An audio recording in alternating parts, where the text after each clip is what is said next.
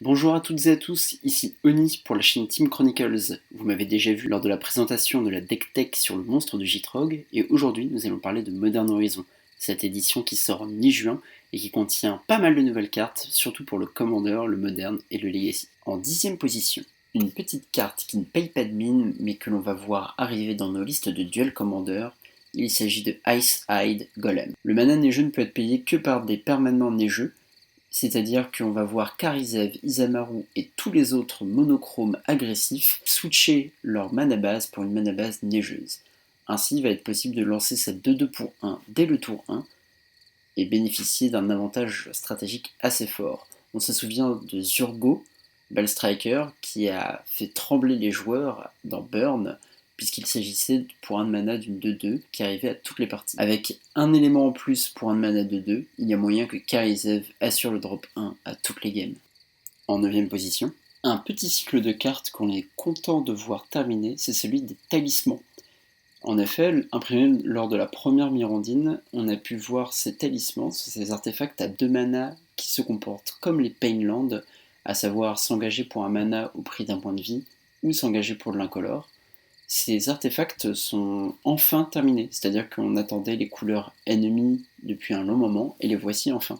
Le design a un petit peu changé, ce qu'on pourrait regretter, mais pour ma part, je suis très très heureux de les voir. On pense à des packs comme Akiri Silas Control qui va être très content d'intégrer de nouveaux cailloux à sa decklist. En 8ème, une carte dont j'étais obligé de parler, c'est Ayula's Presence. Une carte qui se comporte comme Seismic Assault, à savoir un enchantement qui coûte 3 mana colorés, ici du vert, et qui a comme unique capacité défausser une carte de terrain de points. Et un effet. L'effet ici est de créer un jeton ours de 2 vert. Et contrairement à Seismic Assault qui infligeait 2 points de dégâts à n'importe quelle cible, ici les tokens restent, ce qui est très très agréable. Vous me connaissez maintenant, vous savez que je suis un fervent adorateur du monstre de Gitrog. Il est évident que j'ai testé cette carte et au moins avoir mon attention attirée par celle-ci, puisque une carte qui dit défausser une carte de terrain, souvent ça part en combo. La carte va permettre de faire un petit peu tout et n'importe quoi si on a la grenouille sur le champ de bataille, puisqu'avec une carte telle que Deckmore Salvage, elle permet de poser en moyenne une trentaine de jetons ours pour le létal le tour suivant. La carte n'est pas en reste dans des decks comme Lordwyn Grace ou Titania, parce qu'elle va permettre de poser du board et ainsi se protéger des attaquants. Et dans Titania, elle permet d'avoir un terrain mis au cimetière de manière un petit peu surprise, lorsqu'on va vouloir ensuite jouer notre général et ainsi récupérer le terrain mis au cimetière précédemment. Dans Lordwyn Grace, vu que son -3 permet de remettre 2 terrains depuis le cimetière sur le champ de bataille, l'interaction est forte. On va pouvoir ainsi mettre 2 terrains depuis notre main sur le champ de bataille et au passage faire 2 oursons pour bloquer, pour protéger Papa Ours. À la place numéro 7, nous avons Giver of Friends. La carte rappelle énormément Mother of Friends, une créature pour 1 mana avec des légères stats et qui confère en s'engageant la protection à une créature contre une couleur. On perd le type humain pour gagner le type corps et on gagne un point d'endurance. On perd la capacité à se protéger soi-même. Ici, cette créature ne va permettre de protéger que les autres créatures du champ de bataille. On risque de voir la carte apparaître dans des packs qui jouaient déjà Mer des Runes, tels que Isamaru, ou des packs mid-range à base de Tymna et de Partners. Pour la 6ème place, Maro, un des dirigeants de Magic the Gathering, a fait apparaître dans Modern Horizon 2 nouveaux éléments d'un cycle apprécié des joueurs, celui des épées de ceci et cela. On voit apparaître ainsi la nouvelle épée couleur Agdos et la nouvelle épée Azorius. Malheureusement, on ne les verra pas beaucoup plus jouer en Duel Commander, les précédentes étant déjà bien effacées, et on peut espérer peut-être voir l'une d'entre elles apparaître en Legacy, mais les places sont chères. En 5ème, une petite carte dont j'aimerais vous parler, c'est Munitions Expert.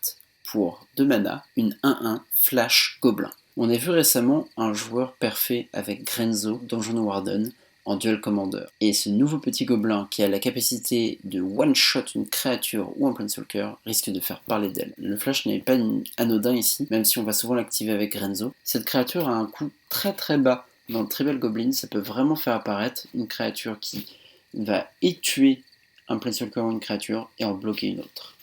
En 4ème, il s'agit de The First Sliver. C'est une créature légendaire pour 5 de mana, 7-7, qui est un Slivoïde, une race de Magic adorée par certains, détestée par d'autres, et qui a les deux capacités suivantes, cascade et les slivoïdes que vous lancez ont la cascade. La carte donne bien évidemment envie de jouer Slivoid Tribal, ce que beaucoup feront, notamment sur les tables de multijoueurs, tenez-vous prêts. Mais pour certains, tout comme moi, c'est l'occasion de monter 5 couleurs contrôle, un pack qu'on n'a pas trop vu en Commander ces derniers temps, depuis la disparition de Shade of Alara des tables de Magic.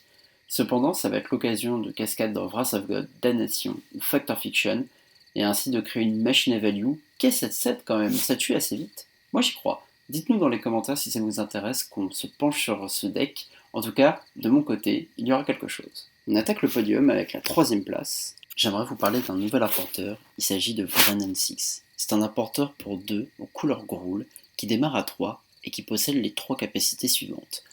Plus 1, récupérez jusqu'à un terrain depuis votre cimetière dans votre main. Moins 1, infligez une blessure à n'importe quelle cible. Et moins 7, vous gagnez un emblème. Tous vos spells ont retrace.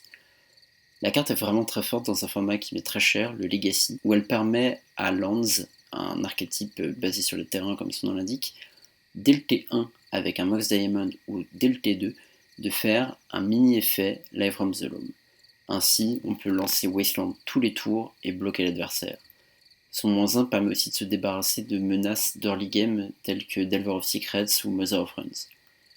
En Commander, je ne vois pas trop la carte aller beaucoup plus loin que Lord Windgrace, à moins que des packs aux couleurs Gruul plutôt mid-range ou centrés sur le terrain n'apparaissent. En seconde position, on a ensuite le cycle des forces de Modern Horizon. Il s'agit de 4 éphémères et un enchantement qui bénéficient d'un coût alternatif qui rend ces cartes gratuites. Je m'explique. Vous pouvez soit jouer ces cartes pour leur coût de mana habituel, soit jouer ces cartes pendant un tour qui n'est pas le vôtre, en exilant une carte de la même couleur au lieu de payer le coût de mana. On en a 3 qui vont nous intéresser principalement pour le Commander, la blanche, la bleue et la rouge. La blanche est le seul enchantement du cycle. Elle donne un effet antienne qui donne plus en plus à nos créatures et va permettre des départs assez agressifs tels que Isamaru, T1, et pendant le tour adverse, on va pouvoir exiler une carte blanche de notre main et poser une antienne et attaquer directement au tour 2 avec une 3-3. La deuxième qui nous intéresse est la rouge qui va rentrer dans les listes burn telles que Karizev. Elle se comporte comme une boule fulgurante. On va pas trop souvent caster son coup alternatif. Cette fois-ci, ça va être pour 3 de mana. On va poser 2 jetons de créatures 3-1, célérité et piétinement. Ce qui fait que pour 3 mana, on va pouvoir attaquer pour 6 comme une boule fulgurante. Mais cette fois-ci répartie en 2 créatures, ce qui évitera de prendre un Maze of Feet ou une Fatal Push qui annulerait tous nos dégâts. Elle bénéficie en plus du mode alternatif qui va être de poser 2 bloquants 3-1, assez puissant pour mettre à mal beaucoup d'attaquants dans le format. Et la dernière, c'est la bleue. Elle va faire dissipation sur un sort non-créature. Donc elle va contrer un sort non-créature gratuitement, ce qui va permettre d'éviter, par exemple, au tour 4, de voir son adversaire résoudre Armageddon pour les packs mid-range ou contrôle, ce qui est souvent une abomination. Et ce gratuitement. Donc on va pouvoir se full tap pour jouer un Jace 2 et être protégé comme avec une Force of Will classique. D'ailleurs le nom du cycle s'appelle les Force Off et c'est évidemment un clin d'œil à Force of Will. Et à la première place, je vais vous parler des Canopy Lands. Les Canopy Lands est un cycle de terrain aux couleurs ennemies inspiré de Horizon Canopy qui était sorti durant Future Sight, il me semble. Donc ce sont des terrains qui s'engagent pour un coloré, donc ici en couleur ennemie, au prix d'un point de vie, et qui peuvent, pour un mana générique et en se sacrifiant, faire piocher une carte à son contrôleur.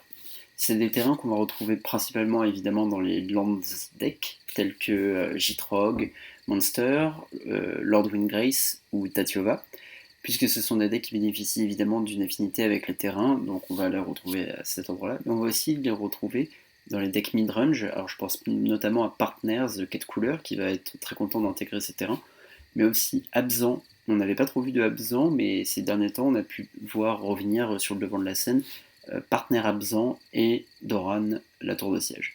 À Burn, qui reste un terrain du format Commander, notamment avec Karizev, et c'est des terrains qui ne peuvent pas s'engager pour de la mana autrement qu'en faisant perdre des points de vie. On n'en a que 20, faut faire bien attention à ça.